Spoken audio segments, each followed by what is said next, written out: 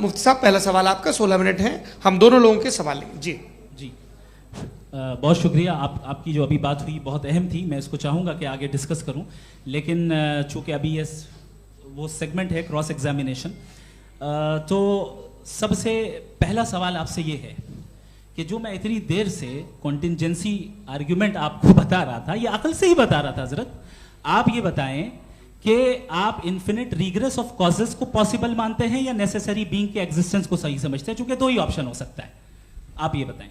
देखिए, आपको मैं ईमानदारी से बात करूं, एक तो मैं कॉन्टिजेंसी वर्ड ठीक से समझता नहीं, और इस वक्त भी जो आपने अंग्रेजी के अल्फाज इस्तेमाल किए वो ज़रा थोड़े से मुझे डिफ़िकल्ट और कॉम्प्लिकेटेड लगे, तो आप ज़रा सिंपल ज़बान में सवाल कर सकते हैं? बिल्कुल कर सकता हूँ जी। यूनिवर्स की हर चीज कॉन्टिंजेंट होने का मतलब यह है कि वो अपने एग्जिस्टेंस में किसी के ऊपर डिपेंडेंट है। जो भी चीज डिपेंडेंट होगी वो चीज इंडिपेंडेंट नहीं हो सकती, तो उसका कोई ना कोई कॉज होगा। तो अब आप क्या समझते हैं कि ये इन्फिनिट रिग्रेस है, यानी कॉज पर कॉज, कॉज पर कॉज, कॉज पर कॉज, और कभी कोई यानी ये एंडलेसली चलता रहा? क्योंकि अगर ऐसा होगा तो हम तो एग्जिस्टेंस में आते ही नहीं, लॉजिकली ये मुत्तफक अलैह चीज है, मुत्तफक अलैह अग्रीड अपॉन। इस पे हमने एग्री किया था कि मुश्किल शब्द आएगा तो अर्थ बताना पड़ेगा। तो इन्फिनिट रिग्रेस तो पॉसिबल नहीं है, तो कहीं ना कहीं आपको रुकना पड़ेगा ऐसे नेसेसरी बीइंग पर। नहीं, कोई जरूरत नहीं रुकने की। किसने कहा आप रुकना पड़ेगा? आप रुकते हैं खुदा पे, आप नहीं रुकते। आप कहते हैं वो हमेशा से, जब उस वक्त से जब वक्त नहीं था। आप कहाँ रुकते हैं कि अब हुआ था वो? आप नहीं कहते। हम क्यों नहीं मान सकते कि यूनिवर्स जो है और बल्कि मल्टीवर्सेस जो है वो हमेशा से हैं, वो बनती है, बिगड़ती है। एक हमारे यहाँ एक चीज़ है ब्लैक होल, वो समेट लेता है वापस, फिर ब्लास्ट होता है, फिर फैल जाता है। और इसमें हमारी तो खैर कोई औकात ही नहीं है इंसान की। एक छोटे से ज़र्रे पे हम 50-60 साल की उम्र रखते हैं, जो करोड़ों अरबों साल की कायनात है उसमें, और पैदा भी नहायत ही बेहुदा वजह से हुए थे। तो इसमें ये सोचना कि इसकी वजूहात और ये क्यों है, ये डिपेंडेंट है, ये हम देख रहे हैं, क्या मालूम। आप सोचिए कि ये जो फैल रही है कायनात, ये कहाँ फैल रही है, ये कहाँ जा रही है, और ये फैल क्यों रही है? अरे बना ली थी तुमने, रुको भैया, हाँ काफ़ी है। ये फैल क्यों रही है? ये और कौन सी कायनात जिसे मैं दूरबीन से देखता हूँ तो 2 बिलियन लाइट ईयर पे है, उससे मेरा कोई वास्ता ही नहीं है। 2 बिलियन ईयर यानी अगर मैं 80,000 माइल्स पर सेकेंड से चलूं तो 20 करोड़ साल में वहां पहुंच जाऊंगा। इसकी जरूरत क्या थी? ये दुनिया, ये कायनात तो इंसान अशरफुल मखलूकात के लिए बनाई गई ना। तो ये सब ये टर्म समझ में नहीं आया, इसमें कोई खास समझने वाली बात थी भी नहीं। ये जो अल्टीमेट कहा यह जाता है कि ये जो पूरी यूनिवर्स है, ये जो दुनिया है, ये इंसान के लिए बनाई गई। अच्छा, ये सब इंसान के लिए। क्यों साहब, सही है ना? बिल्कुल, लेकिन इसका ये मतलब नहीं कि किसी चीज के पीछे रीजन आपको नहीं पता तो रीजन नहीं है, इसे कहते हैं नहीं, मुझे नहीं पता, लेकिन मेरी जिम्मेदारी नहीं है। वो बिल्कुल सही कहा था उसने, बर्टन रसल ने। आपने उसे मजाक में टाल दिया कि भाई आप एक दावा कर रहे हैं, मैं क्यों कहूं कि ये गलत है दावा? आप प्रूफ कीजिए, मेरे पे जिम्मेदारी ही नहीं है, मैंने थोड़ी कहा है। आप प्रूफ कीजिए कि ये सही है। आप आर्ग्यूमेंट ऑफ कंटिंजेंसी का जवाब ही नहीं दे रहे हैं। पूछना चाहेंगे? आप सवाल पूछना चाहेंगे मुफ्ती साहब से?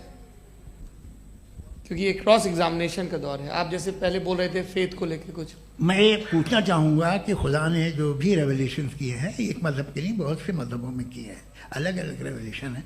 कहीं कुछ एक बातें हैं, कॉन्ट्रडिक्शन भी है आपस में, कहीं कुछ आप कर सकते हैं, कहीं कुछ नहीं कर सकते। ऐसा नहीं है कि सबकी कोड ऑफ मॉरल एक है। तो ये किस्सा क्या है? अब आप ये देखिए कि मुझे कभी कभी लगता है कि जो फुटबॉल फाइनल होता है, लाखों लोग होते हैं, फिर वो टीवी कवर करती करोड़ों लोग, अगर उसमें खुदा की एक बूमिंग आवाज़ आ जाती, मैं गॉड हूँ, तो सारे लोग अभी सुन लेते और टीवी पे भी सुन लेते, किस्सा खत्म होता। ये इतनी राजदारी क्या है कि तुम सामने कुछ तो सबूत दे दो हमें सॉलिड। ये कह साहब ये यूनिवर्स कैसे बनी, इससे मसला क्या हल होगा? मैं पूछूंगा आपसे खुदा कैसे बना? क्यों नहीं पूछूंगा कैसे बना? बल्कि वो तो कायनात से कहीं ज़्यादा इंटेलिजेंट है, कायनात से कहीं ज़्यादा कॉम्प्लेक्स। जी वो हमेशा से है, आप कहेंगे मैं मान लूँगा।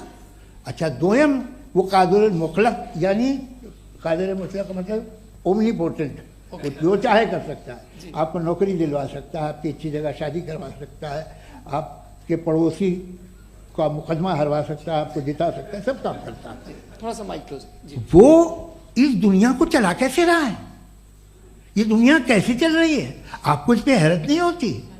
या क़यामत के बाद कभी एक जस्टिस होगा, जब ये बच्चा मर चुका होगा जिसकी धज्जियाँ उड़ गई बम से, इसको इंसाफ मिलेगा तब। अच्छा, अब जवाब दूं? हाँ दीजिए। मैं वही सीधे आप ही तरफ। सबसे पहले आपने रेवलेशन और स्क्रिप्चर्स की बात की, इस पे मैं बात कर सकता हूं लेकिन आज नहीं करूंगा क्योंकि वक्त कम है, कभी और इस पे डिस्कस करेंगे। मैं तैयार हूं उस पे भी बात करने के लिए। ये क्योंकि अभी हमारा से topic- राउंड 2 की भूमिका तय हो रही है। Does God exist round 2? जी, चूंकि आज गॉड के एग्जिस्टेंस पे बात है तो मैं उसी के रिलेटेड जो है आपके सवालात को एंटरटेन भी करूंगा और मैं भी पूछूंगा। आपने कहा कि आपने साबित ही नहीं किया, जबकि आर्ग्यूमेंट ऑफ कॉन्टिंजेंसी बुनियादी आर्ग्यूमेंट है। आप मुझे कॉन्टिजेंसी का मतलब बताइए, आपका मतलब क्या कॉन्टिजेंसी?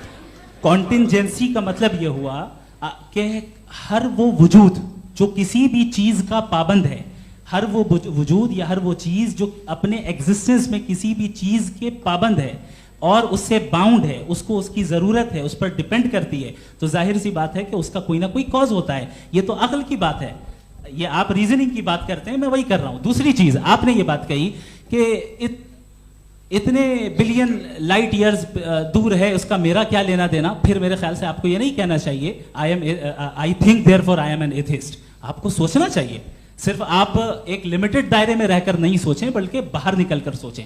आपने तीसरा सवाल किया, आपने 2-3 सवाल एक साथ ऐसी बातें ना कीजिए, कुत्तों को इतराज हो जाएगा आप पे कि आप कुछ भी सोचिए। ये इजाजत आपको है नहीं, मुझे है।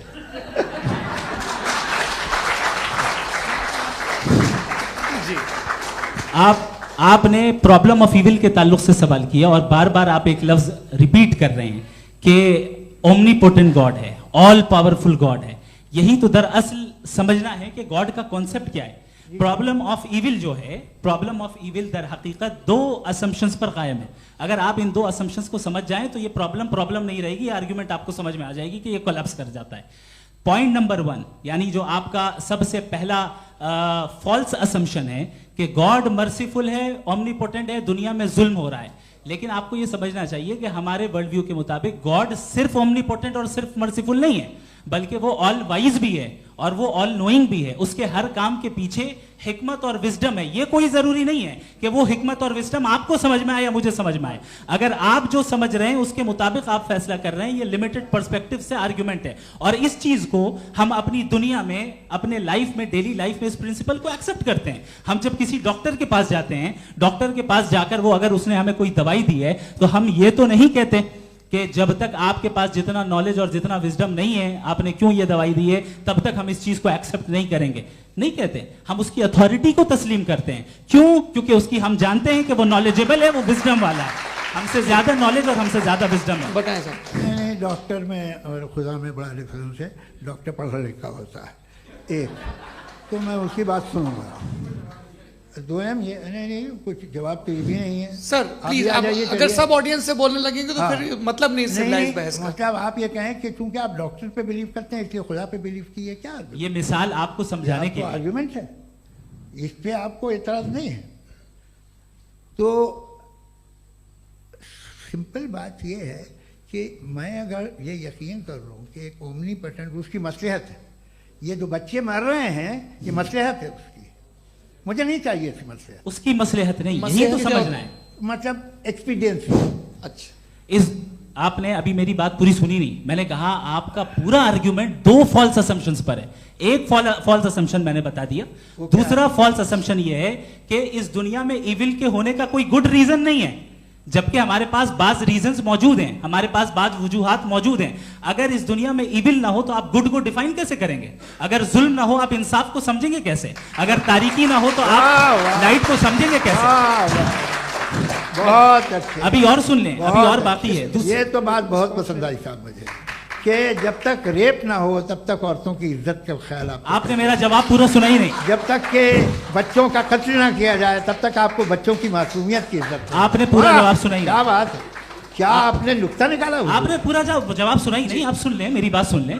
ये मैंने आपको एक चीज बताई। दूसरी चीज, इस दुनिया में हम आए हैं टेस्ट के लिए, हमारा टेस्ट हो रहा है और हर इंसान का अलग अलग अंदाज में टेस्ट होता है। और इस दुनिया में अगर ईविल मौजूद है तो वो ईविल जरिया है हमारे अंदर ह्यूमन नोबल क्वालिटीज को डेवलप करने का और अलग अलग फील्ड में प्रोग्रेस करने का। और अगर हमारे अंदर और इस दुनिया में इविल नहीं होता तो बताइए टेस्ट का मतलब क्या होता? अगर मैं अपने स्टूडेंट को एमसीक्यूज दूं और उसमें सिर्फ राइट आंसर लिख कर दे दूं और कहूं तुम्हारा टेस्ट हो गया, ये मीनिंगलेस है। इस दुनिया में अगर हम टेस्ट के लिए आए हैं तो जाहिर है गुड एंड इविल दोनों मौजूद है। तो अगर गुड एंड इविल दोनों मौजूद है तो ये इविल भी खुदा का बनाया हुआ है? जी हाँ, खुदा का बनाया हुआ है। लेकिन अच्छा, चलो अच्छी बात। जी बिल्कुल, तो बिल्कुल खुदा ने बनाया। अभी तो ये है कि जो मेजॉरिटी है दुनिया में वो इविल है, तो ये खुदा एक्चुअली इविल के साइड पे लग रहा है मुझे। बिल्कुल भी नहीं, मैं बताता हूं। मेजॉरिटी में तो वो है। क्या बात कर रहे हैं भाई आप? मैं बहुत कोई भी जो मुंसिफ होगा, चाहे आपका अपना घर हो जिसके आप सबसे बड़े हैं, चाहे आपकी ऑर्गेनाइजेशन हो जो आप चलाते हैं, वहां पर आप इविल रखेंगे साबित करने को कि बाकी लोग शरीफ हैं? मेरी बात सुन क्या ये आर्ग्यूमेंट ही गलत है? अगर कि जब तक के कोई इविल नहीं होगा तब तक के शरीफ आदमी शरीफ नहीं लगेगा। अगर एग्जामिनर गलत ऑप्शन दे रहा है तो एग्जामिनर इविल नहीं हो गया। जो गलत ऑप्शन को सेलेक्ट कर रहा है वो फेल होगा। क्रिएटर ने इविल को बनाया है लेकिन वो इविल नहीं है। अच्छा सुनिए मेरी बात, हाँ। Let me complete sir. जी जी। क्रिएटर ने इविल को बनाया है टेस्ट के लिए, वो इविल नहीं है। इविल वो होगा जो उसे इख्तियार करेगा। छुरी को बनाने वाला गलत नहीं होता है, छुरी का गलत इस्तेमाल करने वाला गलत होता है। रेप को कैसे गलत इस्तेमाल करते हैं? रेप इंसान के फ्री विल का नतीजा है। ये रेप कैसे गलत इस्तेमाल होता है? ये मुझे अब सुन लें, अब सुन लें। गलत इस्तेमाल होता है। हाँ मैं बता रहा हूं ना, कैसे गलत? मैं बता रहा हूं जी। कि जो इविल इस दुनिया में मौजूद है उसके कई सारे तरीके हैं। एक तरीका इंसान का अपना फ्री विल है। अब अगर कोई रेपिस्ट रेप कर रहा है तो इसका गॉड का कसूर नहीं है, वो अपने फ्री विल का गलत इस्तेमाल कर रहा है, उसको सजा मिलनी चाहिए। अच्छा। और उसी के लिए जहन्नम बनाई गई है। ये फ्री विल का भी बड़ा चक्कर। आप जब कोई बुरा काम करते हैं या कोई बुराई होती है तो ये कहा जाता है कि ये फ्री विल है। 7 billion free wills are moving on this planet. 7 billion free will. और एक आदमी अपनी फ्री विल से मुझे कत्ल कर दे तो मैं खुदा की मर्जी से मरा हूं कि इसकी फ्री विल की वजह से? मेरी मौत खुदा के हाथ है या ये फ्री विल वाले के हाथ है? खुदा ने फ्री विल का निजाम बनाया है और उस निजाम का गलत इस्तेमाल करके कोई आपको मार रहा है, इस्तेमाल करके मेरा कत्ल कर देता है। अब मेरी मौत का जिम्मेदार कौन है? वो इंसान जिम्मेदार है। वो इंसान। जी। तो ये कहना कि और उसको सजा मिलेगी। तो अब आप आगे चलिए कि ये तय करना कि अल्लाह ही या खुदा, सॉरी अल्लाह ने, खुदा ही जिंदगी देता है, खुदा ही मौत देता है, ये गलत है। बिल्कुल गलत नहीं है। हाँ, नहीं, निजाम उसी ने बनाया फ्री विल का। निजाम मौत और हयात का उसी ने बनाया। You are contradicting yourself. अभी आपने कहा कि एक आदमी ने फ्री विल से आपको मार दिया, इसमें उसे फ्री विल दी गई थी, उसने गलत इस्तेमाल किया। 7 billion free wills are moving on this planet और आप चाह रहे हैं कि मैं सिर्फ खुदा का ध्यान करूं। ये 7 बिलियन फ्री विल्स को मुझे लुक आफ्टर करना पड़ेगा कि नहीं? ये तो तबाहियां कर रही हैं और तबाहियां ज़्यादा हो रही हैं। बिल्कुल। तो अगर आप बताएं अगर खुदा नहीं है फॉर एग्जाम्पल, तो आप इविल को कैसे डिसाइड करेंगे? यानी how can you define evil objectively without God? देखिए, दुनिया में 2 तरह के जानवर हैं। एक जो अकेले रहते हैं जंगल में और एक जो ग्रुप्स में रहते हैं। ग्रुप में जो भी रहेगा, चाहे वो आपका फाउंडेशन हो, चाहे कोई क्लब हो, चाहे कोई पॉलिटिकल पार्टी हो, चाहे कोई यूनिट हो, उसमें आपको इंटरैक्ट करने के रूल बनाने पड़ेंगे। यानी लोग तय करेंगे।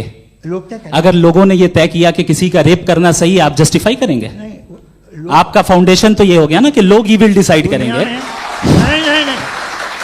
अरे दुनिया में ऐसे ग्रुप्स हैं जो रेप को जायज़ मानते हैं सर्टेन हालात में।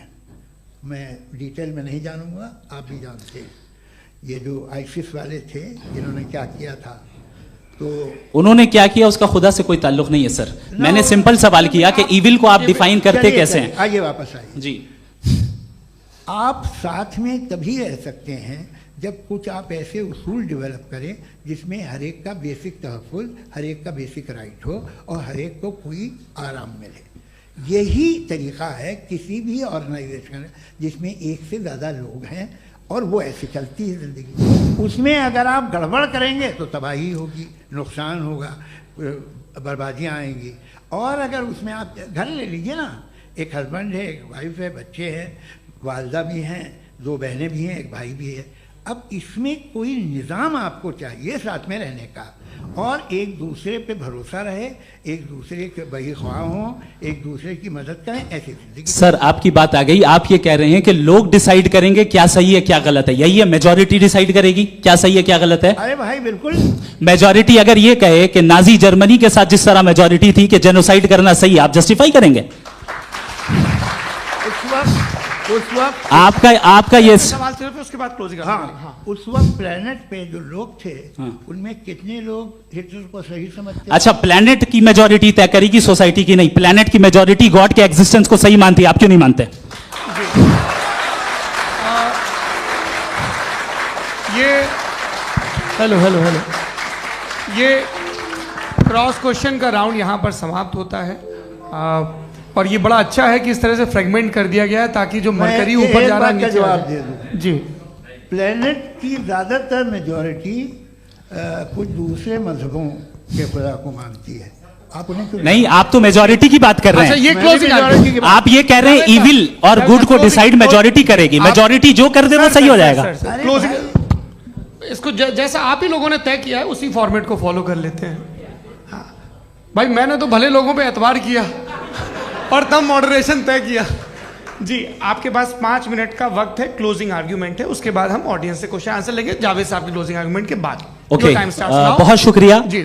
हमारा जो टॉपिक है डज गॉड एग्जिस्ट, मैं इस पे इतने एकेडमिक तैयारी करके आया था, मुझे था कि मैंने सोचा था कि कई सारे मैं आर्ग्यूमेंट्स दूंगा, लेकिन वक्त की भी किल्लत और जावेद साहब बार बार इधर उधर चले जा रहे थे तो उसको भी थोड़ा एंटरटेन करना पड़ गया। डज गॉड एग्जिस्ट पे मैं एक ही आर्ग्यूमेंट दे पाया, आर्ग्यूमेंट्स बहुत हैं और डेफिनेटिव आर्ग्यूमेंट्स हैं, और मेरे आर्ग्यूमेंट को किसी एक राउंड में भी इन्होंने एंटरटेन नहीं किया और रेफ्यूट नहीं किया, एक राउंड में भी नहीं, एक राउंड में भी नहीं, और ना ही अभी आपका क्लोजिंग आर्ग्यूमेंट आएगा, नहीं वो बता देना। Argument of contingency sir. अरे मैं आपसे कई बार कह चुका हूं कंटिजेंसी का मतलब अब मैं कैसे समझाऊं आपको, आपस में हाँ, आप और कितने आसानी से समझाऊं मैं, मुझे तो नहीं समझ में आ रहा है। आप अपनी आर्ग्यूमेंट ऑफ कंटिजेंसी उर्दू में बोल सकते हैं। हाँ, आप अपनी बात पूरी कर ले जी, आखिरी 4 मिनट। दूसरी चीज, just a minute please ma'am, can I talk? दूसरी चीज ये है कि आपने एक तो इसका जवाब नहीं दिया, दूसरा आपने गॉड के ना होने पर कोई डेफिनेटिव आर्ग्यूमेंट नहीं दिया, सिर्फ मजहब पे बात कर रहे हैं आप। मजहब तो आज हमारा टॉपिक ही नहीं था, आज तो हमारा टॉपिक हो, आप मजहब से ले लेकर आईएस तक चले गए। भाई हमारा क्या ताल्लुक है उससे? We condemn them. और उसका गॉड से क्या ताल्लुक है? अगर कोई गलत काम कर रहा है, किसी ने किसी को कत्ल किया, किसी ने किसी का रेप किया, उसको सजा मिलनी चाहिए। और आपके पास कोई भी rational strong foundation of morality नहीं है। आपने कहा कि मेजॉरिटी तय करेगी सोसाइटी की, वो सही होगा। मैंने कहा हिटलर को फिर आप सही कहेंगे, नहीं नहीं नहीं नहीं, प्लैनेट की सोसाइटी की मेजॉरिटी तय करेगी। तो प्लैनेट की मेजॉरिटी गॉड के एग्जिस्टेंस को मानती है, आप कह रहे हैं ये रिलीजियस है। तो यानी आपके पास कोई स्ट्रॉन्ग फाउंडेशन नहीं है ऑब्जेक्टिव मोरालिटी का। ऑब्जेक्टिव मोरालिटी का अगर कोई फाउंडेशन है तो वो सिर्फ गॉड है, गॉड है, गॉड है। थैंक यू जी। ये मुफ्ती शमाइल नदवी साहब का क्लोजिंग आर्ग्यूमेंट था। अब हमारे पास जी जी ये बड़ा अच्छा है कि दोनों लोगों को मॉडरेटर से शिकायत भी और बोल रहे भाई हमारी शाबाशी भी तो करते चलो। अब मेरी बात जी, आपके पास जावेद अख्तर साहब 5 मिनट का वक्त है, ये आपका क्लोजिंग आर्ग्यूमेंट है, टाइम रीसेट कर दें जी। देखिए, बहुत सारी बातें हैं। गॉड का डेफिनेशन दुनिया के किसी भी रिलीजन में है कि वो ओमनीपोटेंट है, ओमनीप्रेजेंट है, he is just, he is kind, he loves you and so on. मैं जब दुनिया देखता हूँ तो मुझे कोई ऐसा सुप्रीम पावर यहाँ दिखाई नहीं देती है जो इंसान की बहबूदी के लिए कुछ कर रही हो, कमज़ोर को बचा रही हो, मदद कर रही हो, जालिम को पीछे हटा रही हो। मैं नहीं देखा, तारीख़ में नहीं। एक तो अगर है और ये देख रहा है तमाशा, तो उसका होना न होना बराबर है। दोयम ये कि ये जो है, जब आप ये कहते हैं कि कायनात जिसकी कंटीजेंसी है, मैं देखिए वो लफ्ज़ इस्तेमाल किया मैं, तो ये कैसे हो सकती है भाई? और फौरन आप सरेंडर कर देते हैं कि जाहिर है कि इसका बनाने वाला तो इससे 10,000 गुना ज़्यादा कॉम्प्लिकेटेड होगा, उस पर आपके होने पे कोई इतराज़ नहीं है। उसे वो टाइमलेस है, वो पहले से था, टाइम तो बहुत बाद में आया, ये सब आप मानने को तैयार है, जिसका आपके पास कोई सबूत नहीं, आपके पास कोई रीज़न नहीं है। आपकी तारीख क्या है मजहबों की? बिलीफ की, जो खुदाओं का बिलीफ है, ये कॉन्स्टेंटली गलत साबित होता रहा है। मतलब आप कहें कि अरिस्टोटल के ज़माने में तो सब जाहिल थे, वो भी इतने ही यकीन से खुदा पे यकीन रखते थे, जो अब नहीं रहा, ये भी नहीं रहेगा, आप लिख लीजिए। और इसके आसार आपको दुनिया में दिखाई देना शुरू हो चुके हैं। ये बहस क्या आज से 100 साल पहले इस तरह हो सकती थी? यहाँ तक तो आपको हम ले आए हैं। तो सर अरे इनको मदद की ज़रूरत नहीं भाई, ये सेल्फ सफिशिएंट आदमी है, आप क्यों इनकी मदद कर रहे हैं? Sir please. तो ये जो है तमाम बातें अपनी जगह हैं, ये एक पैकेज है। आप अकेले, कोई आदमी ऐसा नहीं जो सिर्फ गॉड को मानता हो, उसके साथ बहुत पैराफर्नेलिया आता है, अलग अलग पैराफर्नेलिया आते हैं। They have always created chaos in the society. मैं तो आपको सीधा ऑफर देता हूँ कि दुनिया में 10 इम्पॉर्टेंट बिलीव्स है। आप एक मानते हैं, 9 नहीं मानते, 9 में आप एथीस्ट हैं, 9 को आप बिल्कुल रीजनेबली मेरी तरह देखते हैं। तो 90 मजहबी आदमी भी 90% एथीस्ट है, वो दूसरे खुदा नहीं मानता, एक खुदा मानता है अपना वाला, बाकियों को कहता है गलत है। अगर आप मानना ही बंद कर दे तो आपका 10% चांस है कि आप सही हैं और 90% चांस है कि आप गलत हैं। मेरा मशवरा है, आप मानना छोड़ दिए तो 50% चांस होगा कि आप सही हैं और 50% चांस होगा, 40% आप गेन करेंगे बाय बिकमिंग एन एथीस्ट।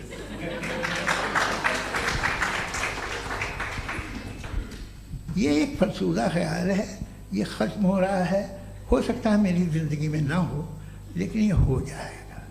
जो बातें ये इनको आप मेटाफिज़िकल, ये वो ऐसे रिस्पेक्टेबल टर्म दे दिए, ये तो उन लोग के हैं जिन्हें ना फिज़िक्स मालूम थी ना मेटा मालूम था, ये उन्होंने आपको दिए हैं।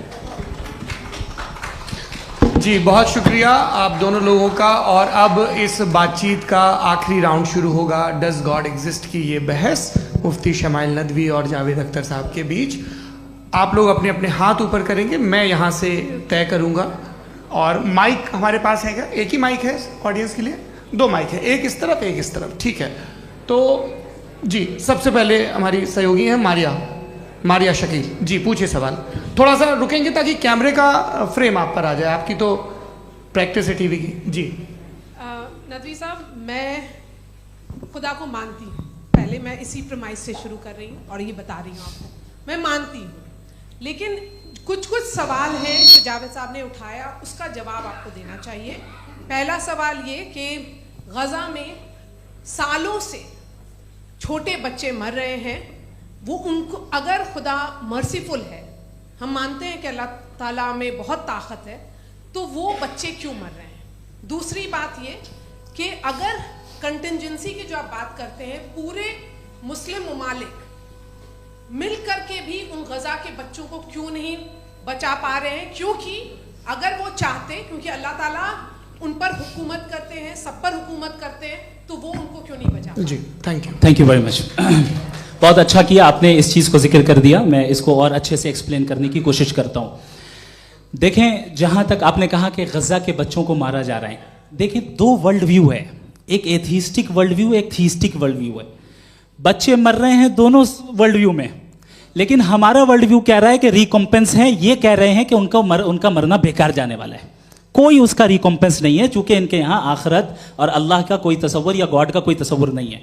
आपने ये सवाल किया कि गॉड मर्सीफुल है, क्यों नहीं रोकता? ये मैंने बताया कि ये मिसकंसेप्शन है लोगों के दरमियान कि गॉड को सिर्फ मर्सीफुल और ओमनीपोटेंट समझते हैं। गॉड के सिर्फ यही 2 एट्रीब्यूट्स नहीं हैं, गॉड के कई सारे एट्रीब्यूट्स हैं, उनमें से अल हकीम भी है, उनमें से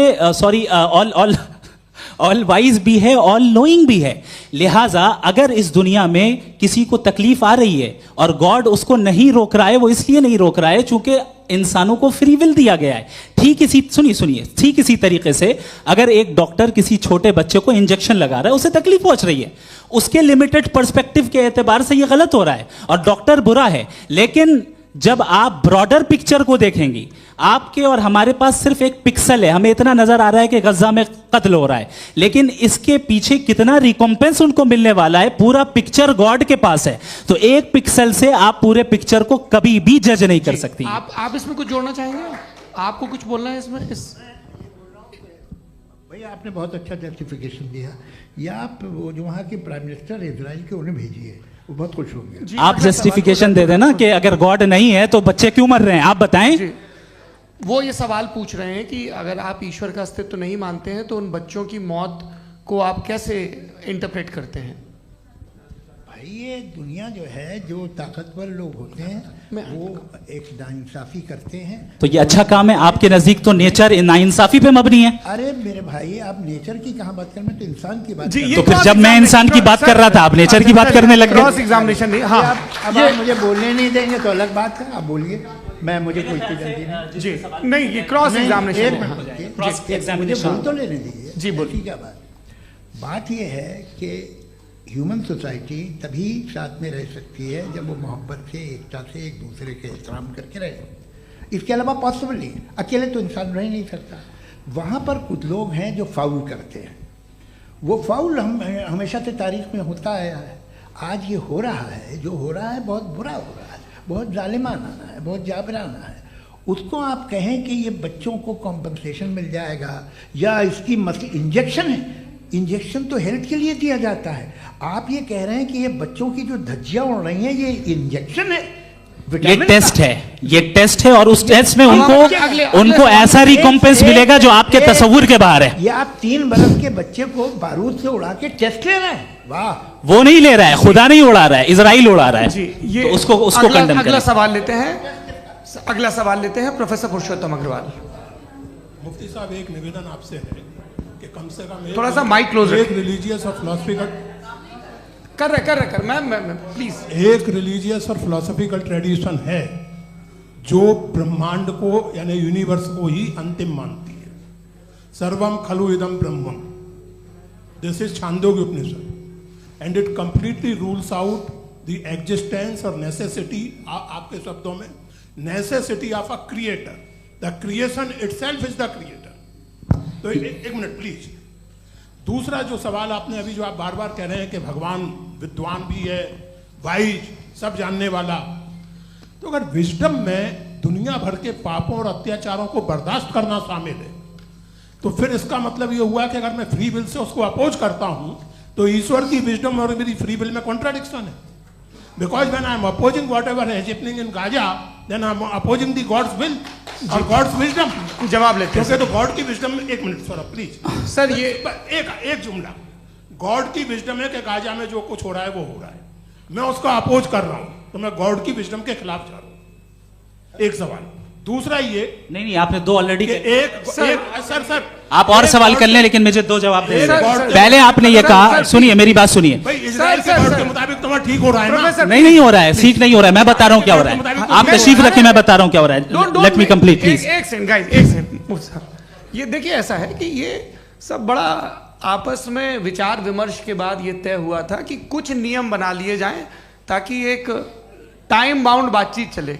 और भाई साहब, आप बड़ा जरूरी काम कर रहे हैं लेकिन कैमरे के फ्रेम में आके उस काम को गड़बड़ कर दे रहे हैं। ठीक है गुरु, अब मेरे को कहीं का गुस्सा कहीं निकालना था, सॉरी।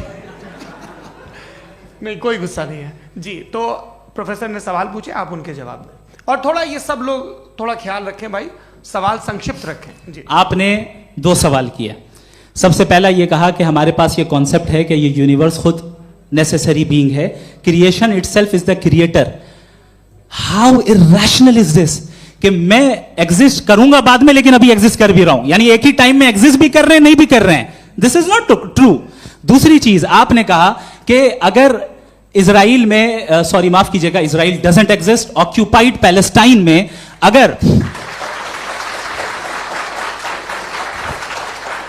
अगर ऑक्यूपाइड पैलेस्टाइन में बच्चों को मारा जा रहा है फ्री विल की वजह से और गॉड नहीं रोक रहा, ये कॉन्ट्रडिक्शन है। ये बताइए कि एक एग्जाम में एक बच्चा गलत आंसर लिख रहा है, सुनिए, एग्जामिनर चाहे तो रोक सकता है, क्यों नहीं रोक रहा है?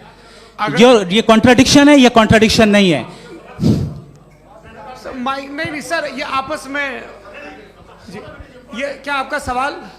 माइक दीजिए। फ्री विल दिया गया है टेस्ट के लिए, अकाउंटेबिलिटी के लिए। अगर फ्री विल नहीं होता तो आप कहते हैं हमें रोबोट बना दिया गया। नॉट मिसरिप्रेजेंट माय पोजीशन, आपकी जो भी पोजीशन, मैं अपनी फ्री विल के नाते, अपने ह्यूमन विजडम के नाते गाजा में हो रही अत्याचार का विरोध करता हूं। बिल्कुल करना चाहिए। आपके हिसाब से मैं गॉड की विजडम का विरोध कर रहा हूं? बिल्कुल नहीं, जो हो रहा है गॉड, बिल्कुल भी नहीं, बिल्कुल भी नहीं। उसका वहां पर गाजा में कत्ल होना ये इंसानों के गलत इस्तेमाल का नतीजा है, फ्री विल के इस्तेमाल का नतीजा है। गॉड इसका हुक्म नहीं देता, उससे रोकता है। यही तो मसला है ना, आपके लिए कॉन्सेप्ट क्लियर नहीं नहीं भाई, आपने तो बताया था इंजेक्शन लगाने से बच्चे को तकलीफ होती है, ये इंजेक्शन लगा। सर आप ऐसे रेटोरिक स्टेटमेंट दें तब तो कोई मसला नहीं समझते रहेंगे। This is a rhetoric statement, this is not a logical argument sir. I am sorry, I am sorry. आखिरी 30 मिनट बड़े मुश्किल होने वाले हैं। जी मुफ्ती साहब आगे बैठे हैं, इनको माइक दीजिए। हाँ तरुण, माइक आप अपने पास रखिए, आपको कैमरे का फ्रेम पता है जी। सबसे पहले दोनों को मुबारकबाद। एक सर अपना आप नाम बता दें। आप अमेरिका में शिकागो में रहते हैं, इतना मुझे याद है। बताया आपको, यासिर नदीम अलवाजदी मेरा नाम है। जावेद सर आपसे एक क्वेश्चन है इन्फिनिट रिग्रेस के ताल्लुक से। एक हाइपोथेटिकल सिनेरियो है, मसलन अगर आप सर माइक थोड़ा सा प्लीज क्लोज रखिए जी।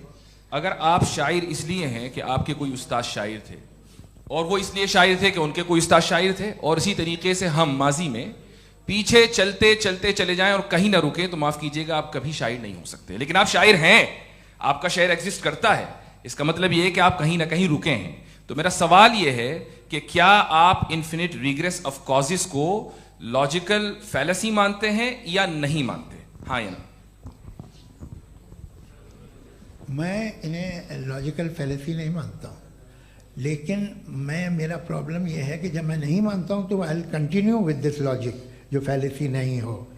आप एक जगह रुक जाते हैं जाके, आप कहते हैं ये गेंद कैसे बनी, ये जजीरा कैसे बना, ये समंदर कैसे बना, ये ज़मीन कैसे बनी, और अचानक गॉड पे जाके आपको ब्रेक लग जाता है। एक बार आप सवाल नहीं करते कि भाई इनको बनाने वाला तो इनसे भी कॉम्प्लिकेटेड होगा, वो कैसे बना, उसके बारे में आपने इत्मीनान कर लिया, वो हमेशा से है। तो अगर आप उसे हमेशा से मानते हैं तो फिर ये मान लीजिए कि कायनात हमेशा से, क्या तकलीफ? फिर हम वजूद में नहीं आते जी है?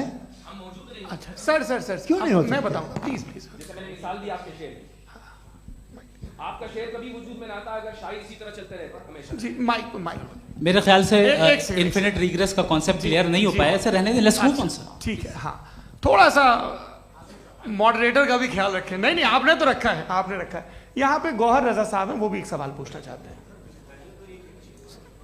माइक नीचे से ऑन कर दिए, नीचे।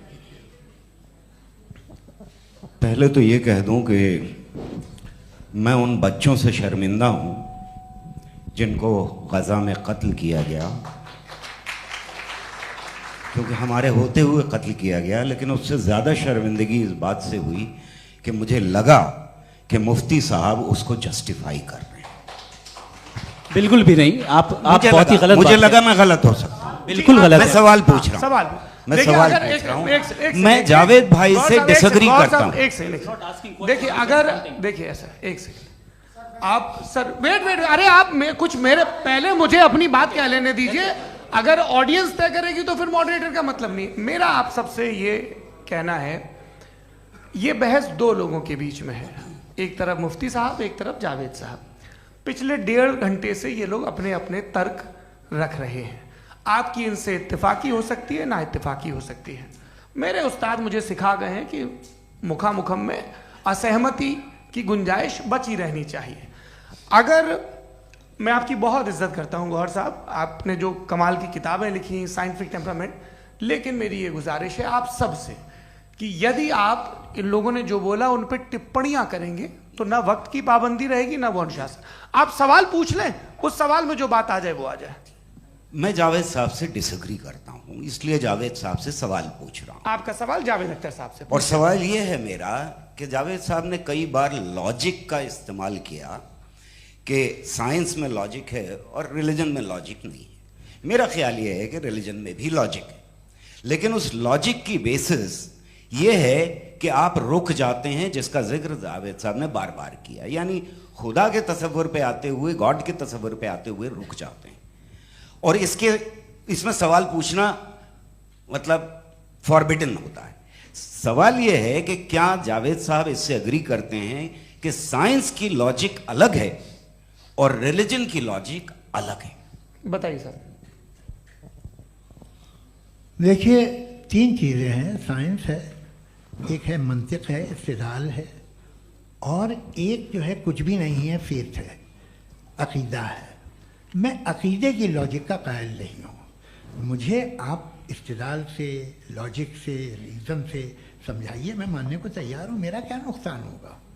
लेकिन ये कि अकीदे पे मैं नहीं जा सकता हूँ। अकीदे का मतलब है कि तुम ये मान लो, सवाल ना करो, ये नहीं। आप सारी बातें करके, बड़ी साइंटिफिक बातें करके एक जगह जाके खुदा के हुदूद पे रुक जाते हैं, सरेंडर कर देते हैं। मैं सरेंडर करने को तैयार नहीं। That's all. जी, ये आगे सर बैठे हुए हैं, इनको माइक दीजिए। भाई वो आप पूछना चाह रहे थे।